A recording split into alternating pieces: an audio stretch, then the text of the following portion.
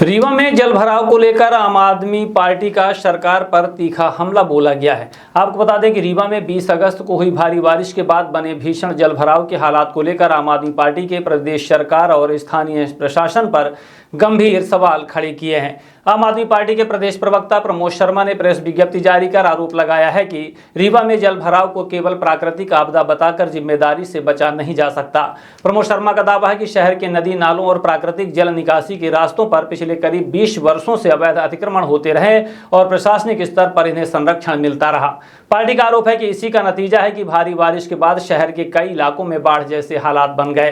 Press विज्ञप्ति में उप मुख्यमंत्री राजेंद्र शुक्ला पर भी निशाना साधते हुए कहा गया है कि वर्ष 2003 से लगातार सत्ता और पद पर रहते हुए भी शहर के प्राकृतिक जल निकासी स्रोतों की स्थिति को लेकर प्रभावी कार्यवाही नहीं हुई। आम आदमी पार्टी ने नदी नालों पर अतिक्रमण और प्रशासनिक संरक्षण की निष्पक्ष जांच की मांग उठाई है। साथ ही प्रमोद शर्मा ने इस पूरे मामले की जिम्मेदारी तय करने और तत्काल कार्यवाही की मांग करते हुए इस्तीफे की मांग भी की है।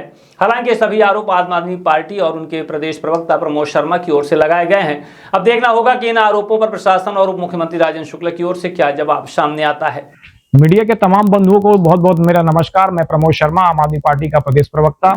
ये जो कल रीवा में जो भीषण जल भराव हुआ, ये प्राकृतिक आपदा नहीं, ये 20 वर्षों के अवैध अतिक्रमण और प्रशासनिक संरक्षण का नतीजा है। ये कैसे है कि ये जान ले कि माननीय राजेंद्र शुक्ला जी जब से यहाँ पर विधायक 2003 में बने तब से लेकर आज तक लगातार ये जो है यहाँ पर अतिक्रमण होता रहा। बहुत सारे नदी नाले हैं जिनका विस्तृत तरीके से मैं जो आपको बता देता हूँ।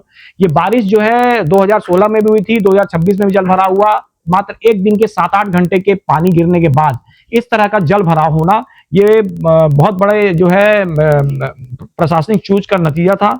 और जिसमें जो है जब से ये यहाँ राजेंद्र शुक्ला 2003 से मंत्री बने हैं, तो जो प्राकृतिक जल निकासी का जो स्रोत है, तमाम भूमाफियाओं ने उसमें कब्जा कर लिया है।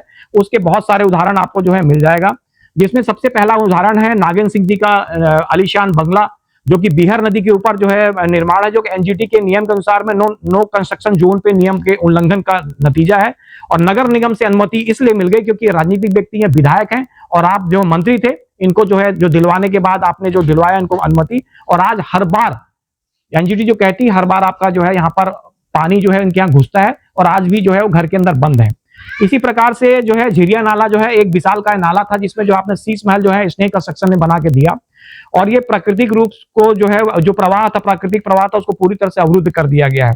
इसी प्रकार अमैया का नाला जो आपका घर का नाला था, मुख्य जल निकासी शहर का एक विशाल जो है नाला था, जो प्रशासनिक सह के द्वारा में इसको छोटा कर दिया गया, और जिससे आवासीय क्षेत्रों में लगातार पानी घुस रहा है।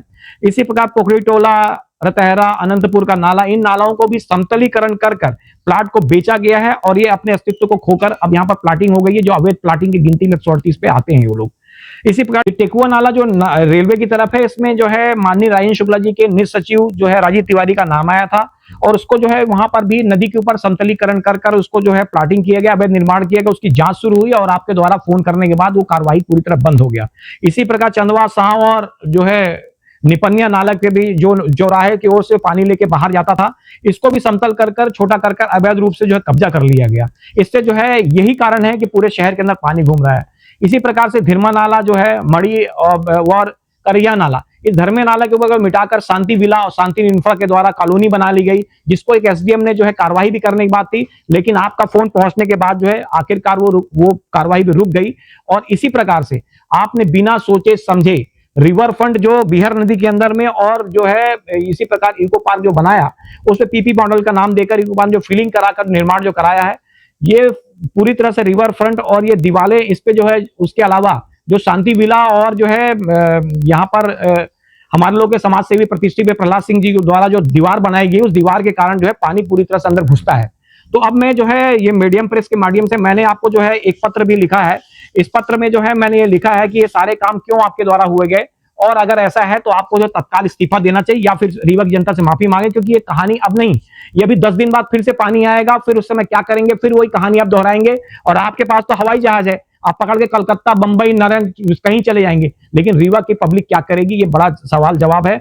और इसके लिए नैतिकता के आधार पर आपको जो इस्तीफा की जरूरत है, वही जान माल की जो हानि हुई है, जिस प्रकार का नुकसान हुआ, इसकी भरपाई कौन करे। और ये 2003 से लेकर अब 2026 तक में माननीय राजेंद्र शुक्ला जी के द्वारा कराया गया ये अवैध निर्माण और अवैध कब्जे पे जो है सहभागिता दर्शाता है, और ये बताता है कि आपके यहाँ पर होने के बाद, सत्ता में होने के बाद, मंत्री होने के बाद भी आप इस कंस्ट्रक्शन को नहीं रोक पाए। आप तत्काल या तो बुलडोजर लगाकर इन सारे निर्माणों को खोलकर जो प्राकृतिक प्रवाह है जल का, उसको निकासी को का समाधान दे, या फिर रीवा की पब्लिक से माफी मांगकर आप जो तत्काल इस्तीफा देकर इस शहर को जो है हंसी खुशी जीने खाने दें। ये मैं अपना वीडियो जो है सभी प्रेस वालों की तरफ और आप इसकी तरफ